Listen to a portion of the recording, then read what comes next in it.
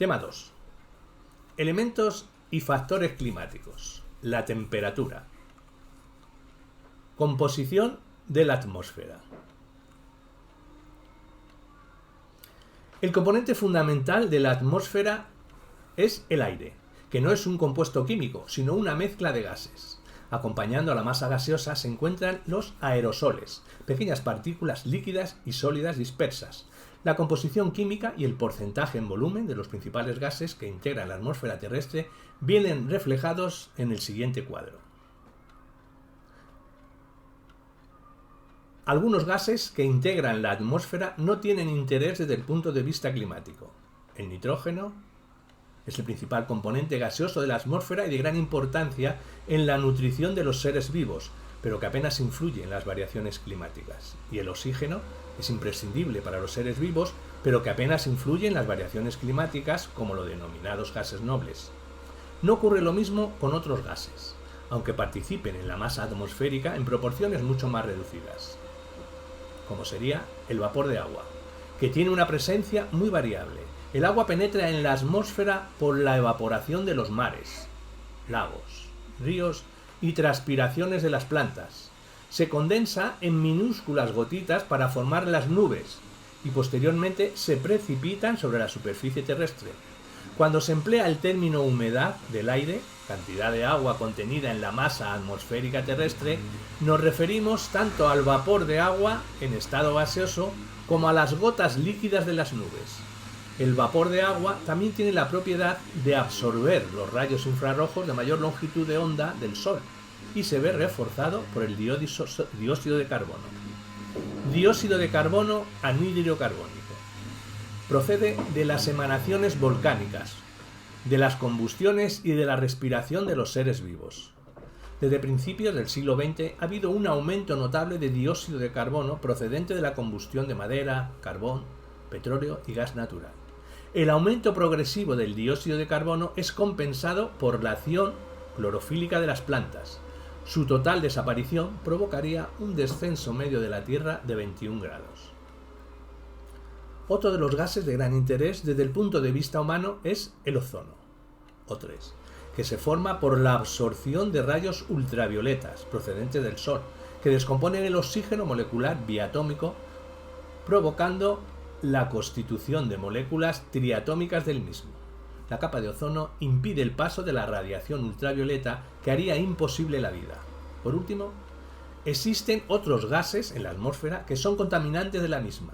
Estos pueden ser el anhídrido sulfuroso, SO2, que se incorpora al aire por combustión del carbón, petróleo y fundición de metales que contengan azufre.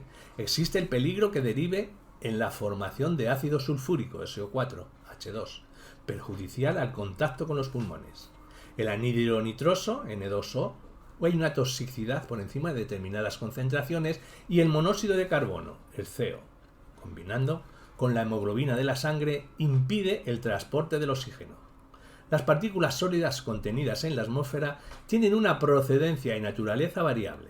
Partículas de polvo, sales que cristalizan al evaporizarse las gotas de los océanos, humos procedentes de la combustión, etc. La estructura atmosférica. La influencia de la atmósfera en los fenómenos que determinan el tiempo atmosférico y por lo tanto el clima varían considerablemente si consideramos los primeros kilómetros próximos a la superficie terrestre o si nos situamos a una distancia suficientemente alejada de la misma. Por lo tanto, nos referimos a la existencia de una estructura vertical de la atmósfera, con un criterio que permite dividirla en capas homogéneas, diferenciadas entre sí, que es el de un diverso comportamiento térmico. Las diferencias térmicas no son sino el resultado de la diferente composición gaseosa de cada capa. La troposfera. En la capa inferior de la atmósfera. Su nombre deriva del griego tropein, girar, revolver. Traduce la existencia de movimientos turbulentos en su seno, tanto horizontal como vertical. En esta capa atmosférica se produce el dominio de las nubes, precipitaciones y demás fenómenos meteorológicos. Existen varias subcapas en la atmósfera. La capa geográfica o capa sucia, hasta una altitud media de unos 3.000 metros, impurezas y mayor turbulencia de aire. La tropopausa es un límite de la capa geográfica o capa sucia, y la capa libre que es la atmósfera, que está más libre y homogénea. En general, la temperatura desciende con la altura a unos 0,65 grados por cada 100 metros. Esta tendencia, que manifiesta un gradiente térmico negativo, se interrumpe bruscamente al alcanzar la tropopausa. La distancia en la que se encuentra la tropopausa es variable y depende de la latitud de la estación del año. La inversión térmica se produce en los polos, a una altura inferior, 6 kilómetros aproximadamente, y una temperatura superior, menos 45 grados, en el ecuador, 17 kilómetros y 85 grados. La estratosfera es la segunda capa de la atmósfera y va desde la tropopausa hasta la estratopausa, unos 50 kilómetros. En su composición hay una ausencia casi completa de vapor de agua y una progresiva rarificación de la presencia de gases. Se puede afirmar que aproximadamente el 95% de la masa atmosférica está localizada en los primeros 20 kilómetros. La temperatura es constante hasta una altura de 18 a 20 kilómetros, aumentando después 3 grados cada kilómetro. La presencia del ozono atmosférico en esta capa se ha proporcionado el nombre de ozonosfera. La existencia del ozono y su capacidad para absorber las radiaciones ultravioleta del Sol explica la elevación de la temperatura, con lo que esta capa puede alcanzar los 100 grados. La alta atmósfera. A partir de los 50 kilómetros, la temperatura se invierte y esta desciende hasta la mesopausa, a unos 80 kilómetros. La capa comprendida en este intervalo recibe el nombre de mesosfera o alta estratosfera. Por encima de los 80 kilómetros, la ausencia de aire atmosférico es casi total. A los 150 kilómetros, la presión del aire es casi un vacío neumático, pero hay suficiente densidad gaseosa para provocar calentamiento por rozamiento, estrellas fugaces. Absorción de radiaciones solares de menor longitud de onda, con lo que aumenta la temperatura a 200 y 300 grados. Por este motivo, también se conoce esta capa atmosférica con el nombre de termósfera. Otra consecuencia de la radiación y su absorción por el aire es la ionización. Los átomos gaseosos modifican su situación de neutralidad eléctrica y se transforman en iones.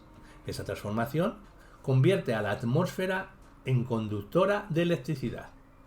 Por esto, la atmósfera recibe el nombre de ionosfera. Sin la ionización no se podría realizar las emisiones por radio.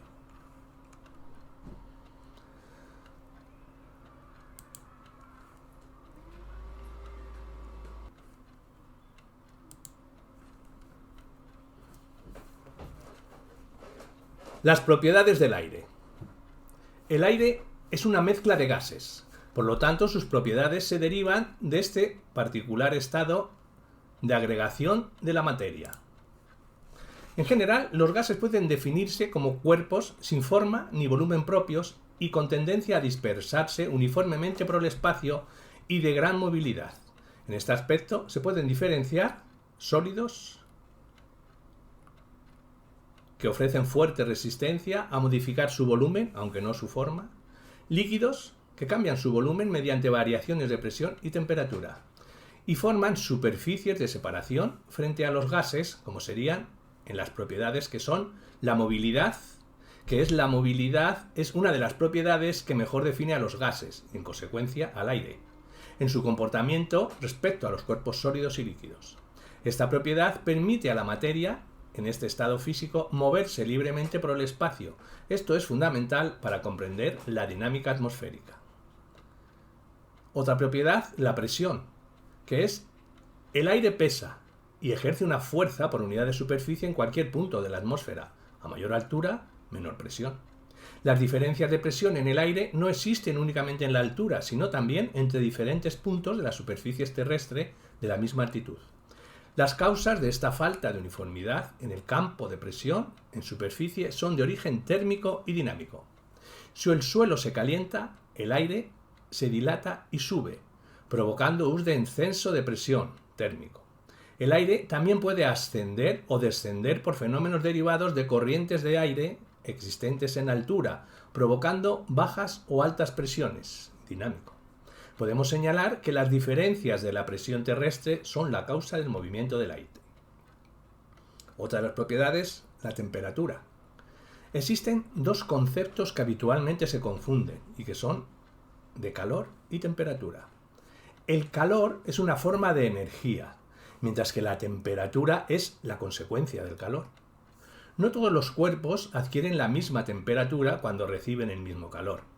Este desigual comportamiento térmico se puede medir mediante el concepto de calor específico, cantidad de calor necesaria para elevar un gramo del mismo, un grado de temperatura. El calor específico del aire y del agua son diferentes. La acumulación de calor de un cuerpo depende de la masa del mismo que se caliente. Esta propiedad tiene repercusiones climáticas muy importantes y explica que los mares y océanos acumulen calor y lo pierdan lentamente respecto a la Tierra, lo que suaviza el clima de las tierras situadas en su proximidad. Las escalas de medida de la temperatura son la escala centígrada, que fue inventada por el astrónomo sueco Celsius en 1742, y se fijaron los valores de 0 y 100, correspondientes al agua al helarse y al romper a hervir, y dividiéndolo posteriormente en 100 partes, grado centígrado.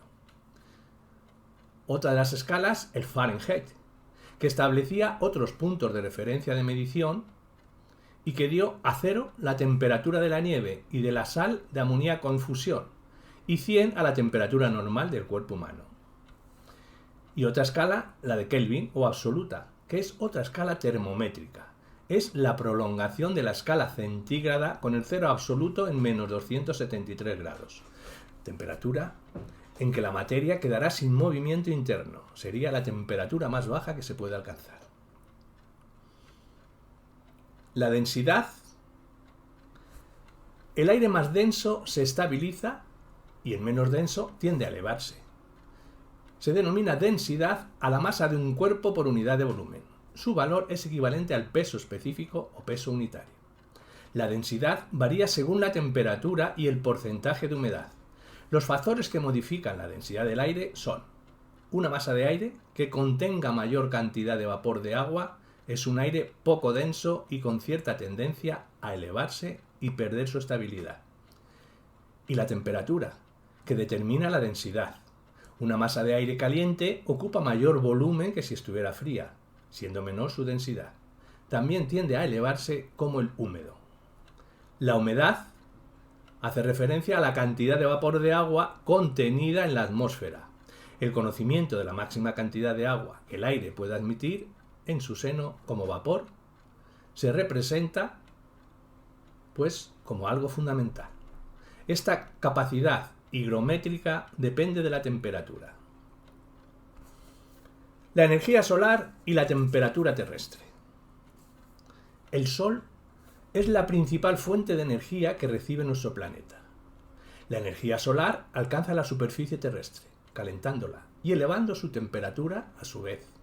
La Tierra, una vez caldeada, emite energía calorífica hacia el espacio externo. Del equilibrio térmico que se establece, la Tierra adquiere una determinada temperatura. La energía recibida del Sol es en forma de ondas electromagnéticas de pequeña longitud de onda, rayos X, gamma y ultravioletas.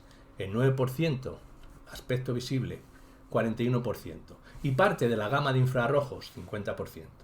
Por su parte, la Tierra emite debido a su inferior temperatura en ondas de mayor longitud de onda, fundamentalmente en la franja de los infrarrojos. El análisis del propio sistema térmico terrestre podemos encontrar varias fases. Primera fase. Integrada por la atmósfera y las superficies continental y marítima. La atmósfera actúa a modo de filtro, absorbiendo y reflejando un porcentaje importante de la energía solar. La distribución de la energía que no alcanza la superficie del suelo es la siguiente. Absorción. La ionosfera absorbe casi completamente los rayos X y una buena parte de la radiación ultravioleta. El ozono de la atmósfera completa la absorción de los rayos ultravioletas más perjudiciales y, por último, el vapor de agua y el anhídrido carbónico realizan la labor de filtrado en las radiaciones infrarrojas. La energía absorbida no es siempre constante y oscila de acuerdo a la situación atmosférica. La reflexión es la parte superior de las nubes se comportan como una superficie reflectante que puede devolver por reflexión directa el 25% de la energía recibida. La dispersión Las moléculas de gases y las partículas de polvo dispersan parte de la luz, desviándola en todas las direcciones. El proceso se puede describir como dispersión difusa. La dispersión de la luz consiste en la separación de los distintos colores que integran la luz solar. Solamente la gama de los azules de la luz dispersa desciende hacia la superficie, lo que explica el color azul del cielo. Como consecuencia de la dispersión, parte de la energía solar es devuelta al espacio, perdiéndose para siempre, mientras que el resto llega a la Tierra y se denomina dispersión descendente. En resumen, del 100% de la energía recibida del Sol, únicamente el 45% alcanza el suelo. Insolación. La superficie terrestre no se beneficia totalmente de ese 45% de la radiación solar que llega para elevar su temperatura, pues una parte, según el albedo del suelo receptor, porcentaje de energía reflejada, se pierde hacia el exterior. Este hecho tiene gran importancia, pues dependiendo del material que recibe la insolación, así como la inclinación de los rayos solares, el porcentaje de energía reflejada es mayor o menor. En una segunda fase, es la radiación emitida por el suelo. La Tierra presenta así un doble comportamiento, receptor de la energía solar y emisor hacia el exterior. La energía irradiada por la superficie terrestre es variable con su temperatura y se realiza por radiaciones de ondas largas. Y o bien es absorbida por la propia atmósfera, por el anhídrido carbónico y vapor de agua de la troposfera, o bien se proyecta directamente al exterior. Este hecho es muy importante desde el punto de vista climático, pues supone que la atmósfera se comporta como una pantalla térmica que devuelve calor a la superficie terrestre, impidiendo que durante la noche la temperatura descienda excesivamente por ausencia de radiación solar, lo que se ha denominado efecto invernadero. Por último, la superficie terrestre utiliza dos nuevos mecanismos de transformación del calor. El primero sirve para facilitar, sobre todo en los océanos y mares, la evaporación del agua y su paso a la atmósfera. Este calor latente de vaporización es devuelto posteriormente en la condensación. El segundo uso es comunicar calor a las capas bajas de la atmósfera, que sufre un movimiento ascensional convectivo. Ambas cantidades de energía calorífica pueden ser tasadas en 20 y 10 calorías, respectivamente, por cada 100 solares que alcanza la Tierra. El desigual reparto de la insolación terrestre.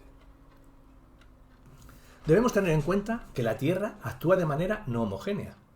Los contrastes térmicos de cada zona y su variación en el tiempo son el resultado del desigual reparto de la radiación solar, motivado por factores de orden cósmico y geográfico.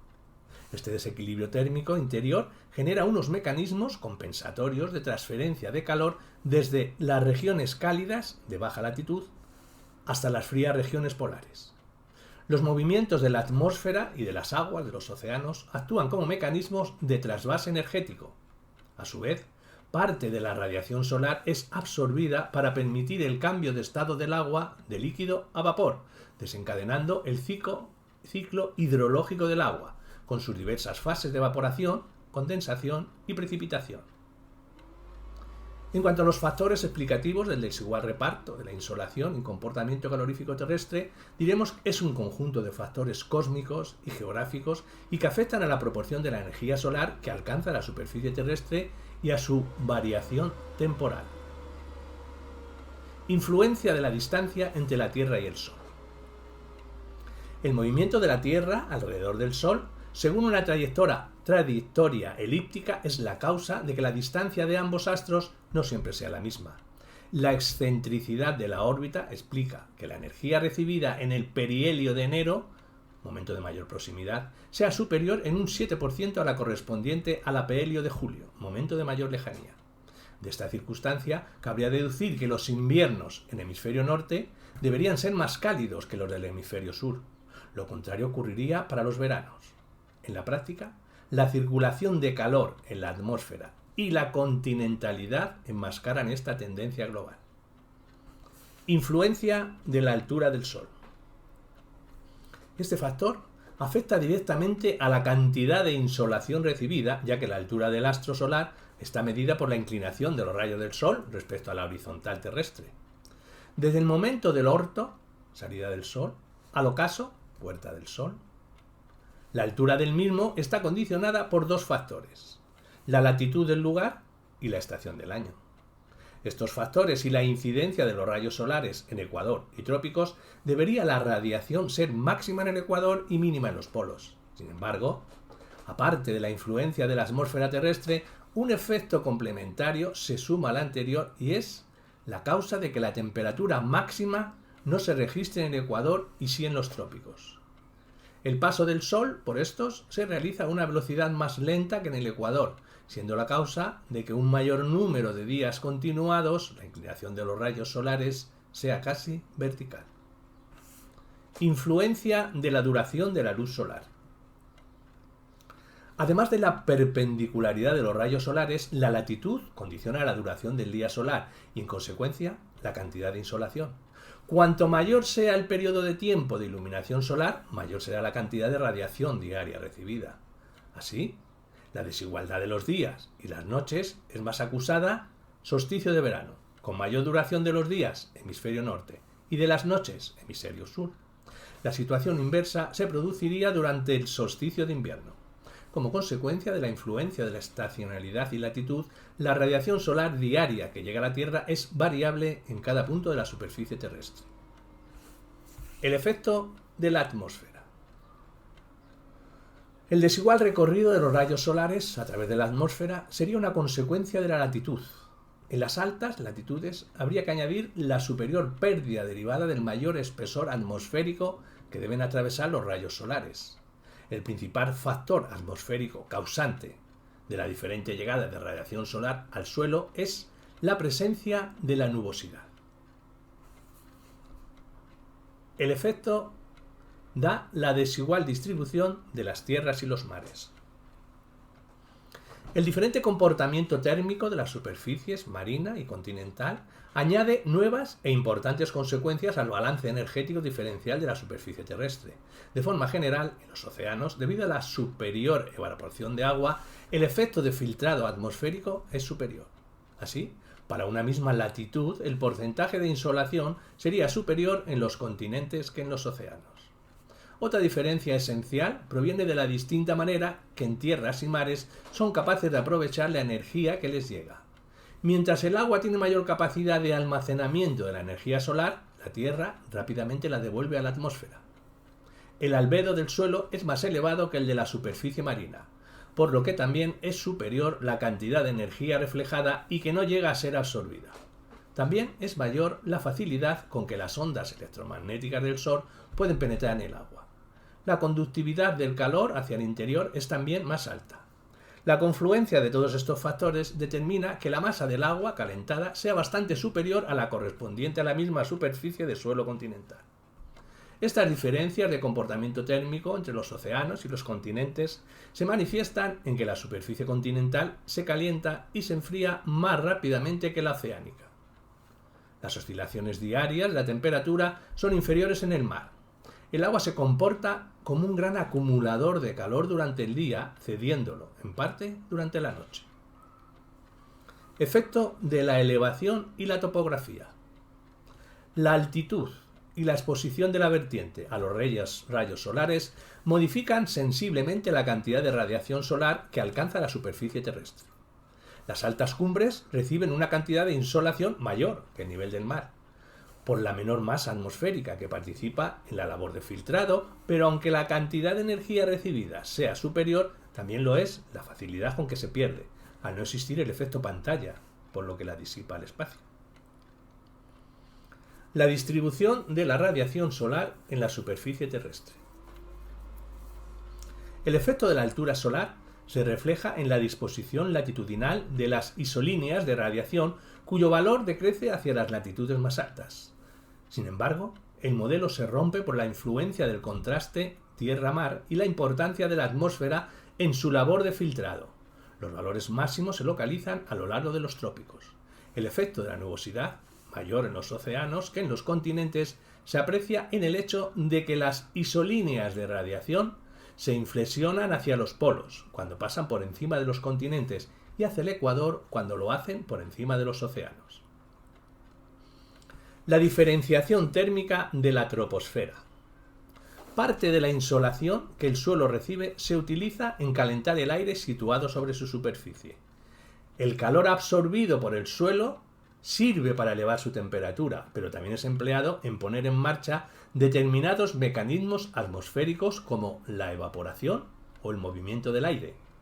Además, a los factores intrínsecos que modifican la insolación y el comportamiento térmico diferencial de la superficie terrestre, altura del Sol, nubosidad, distribución de las tierras y mares y altura sobre el nivel del mar, habría que añadir otros de carácter extrínseco que condicionan las características climáticas de un lugar determinado de la Tierra. El movimiento de las masas de aire y de las aguas marinas transportan calor o frío y humedad o sequedad a lugares cuyas condiciones térmicas e higrométricas son muy diferentes de las del lugar de origen. El resultado final del calentamiento del aire es la obtención de una determinada temperatura. La distribución de temperaturas no es uniforme ni espacialmente ni a lo largo del tiempo. Podríamos diferenciar una temperatura de superficie y una estructura térmica del aire. Las temperaturas de la superficie. El término temperatura de superficie no hace referencia a la temperatura del suelo, sino a la temperatura del aire, que está en contacto con la superficie terrestre. La medición térmica se realiza en idénticas condiciones en todo el globo, evitando la radiación directa del sol sobre el termómetro y a una altura constante del suelo, de 1,5 a 2 metros. La oscilación térmica diaria. Las variaciones de insolación debidas al diferente comportamiento térmico del día y la noche se ponen de manifiesto en el ascenso y descenso rítmico de la temperatura del aire, denominado ciclo diario. Durante las horas centrales del día, la temperatura del aire tiende a aumentar. Por el contrario, por la noche, la atmósfera cede calor a la superficie y la temperatura del aire tiende a disminuir. Este desfase es producto de la inercia térmica de la superficie terrestre, lo que explica que la temperatura máxima del aire, ejemplo 25 grados, se produzca unas horas más tarde, entre las 12 del mediodía y las 6 de la tarde. De igual manera, la temperatura mínima del día, ejemplo 12 grados, no se produce inmediatamente después de desaparecer la radiación solar. Otros valores de interés a tener en cuenta son la amplitud térmica diaria o distancia entre ambos valores extremos. 25 grados menos 12 grados igual a 13 grados. Y la temperatura media diaria, que es el valor medio de las dos temperaturas extremas. 25 más 12, entre 2, 18,5 grados. Los factores geográficos estacionales son decisivos en el perfil de la oscilación térmica diaria. Así, la latitud y la estación del año desempeñan un papel fundamental. Las variaciones estacionales. La representación gráfica de las temperaturas medias mensuales a lo largo del año da lugar a una curva de temperatura oscilatoria con valores máximo y mínimo, estacionales. La temperatura media mensual es el valor promedio de las temperaturas medias de cada uno de los días del mes. Los regímenes térmicos estacionales están estrechamente relacionados con las variaciones de la radiación solar recibida a lo largo del año. La latitud es el factor predominante de la fluctuación térmica anual. En las latitudes medias y altas, la curva de las temperaturas medias mensuales presenta una variación más marcada y es donde la amplitud térmica anual diferencia entre la temperatura del mes más cálido y del mes más frío, que es superior. La distribución de temperaturas sobre la superficie del globo terrestre. El estudio de la distribución térmica en la superficie terrestre se facilita mediante el mapa de isotermas. Las isotermas son líneas que unen puntos con el mismo valor de temperatura. Estos valores representan sobre la superficie del globo observaciones hechas para toda una zona en un mismo instante o valores medios para un periodo de muchos años, correspondientes a un cierto día o a cierto mes según el fin el que se destine el mapa. En cuanto a los principales factores explicativos de la desigualdad de distribución de temperatura de la superficie terrestre, diremos que los factores que determinan la temperatura de cada lugar del planeta son de dos tipos, intrínsecos e extrínsecos. Los primeros son debidos a la diferencia de insolación, como la altura solar, comportamiento diferencial de tierras y mares, nubosidad, etc. Continúan siendo clave en la explicación de la diferenciación espacial térmica terrestre. Por su parte, los segundos se refieren a factores relacionados con la influencia del movimiento de masas de aire y a las corrientes oceánicas. De esta manera se transfieren las propiedades térmicas de determinados lugares de origen a lugares de destino. El movimiento más importante sobre nuestro planeta es la corriente de aire dirección oeste-este, en la franja de latitudes medias, 30 a 60 grados latitud. Masas de aire creadas en el mar penetran en los continentes con diferentes propiedades según las zonas. Las corrientes oceánicas superficiales, originadas por la dirección de los movimientos dominantes y la rotación terrestre, transfieren enormes masas de agua cálida hacia los polos y frías hacia el ecuador, intentando eliminar el desequilibrio térmico terrestre. La estructura térmica en la altura. La estructura térmica de la troposfera en altura muestra un descenso casi constante de la temperatura a medida que nos elevamos sobre la superficie terrestre. Esta disminución o gradiente térmico negativo se denomina gradiente vertical normal de la temperatura y suele moverse entre los valores de 0,5 grados y 0,7 grados cada 100 metros de elevación. Los valores extremos pueden ser superiores dependiendo de los lugares y de las estaciones. Los más fuertes se presentan cuando el suelo está más recalentado, primavera y otoño, y los más débiles cuando el suelo está más frío, en invierno. Por la noche se produce lo que se denomina la inversión térmica.